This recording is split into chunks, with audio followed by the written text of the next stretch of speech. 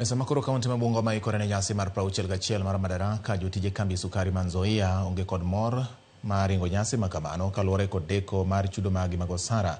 Kagiloso e kambino jotijego wacho ni jatend piny William Ruto ne osingo ni biro chulo gi gope gi duto mag osara mosedeko kuom dweche 3 to dweche 27 sani osala margi pok ochul. Jotijego koro olero ni gin gionge kod chandruok moro amora e wach keto kembe sukari lwet ji giwegi.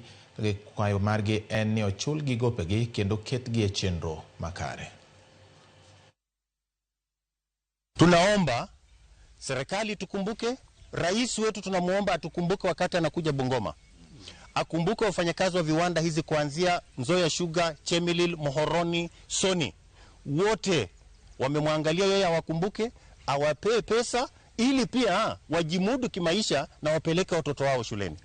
Wapeleke waishi kama watu wengine. Ndio. Tunauliza viongozi wetu, kama rais akisema neno na wewe na nyinyi wenye mko chini, mulilala wapi kutusaidia tupate hizi pesa zetu? Watoto wako manyumbani, tumeshinda kujiumudu, tunaishi maisha ya kimaskini kama wamama.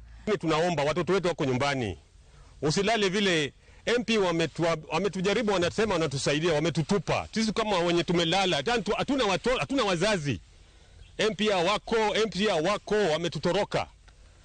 Tafadhali rais, ingia ndani, wamweka watu pia watokeko kwa mashimo mahali wamejificha. Saa hii hatuwaoni kama tuko na shida, lakini saa ile umekuja, wanakuja wote.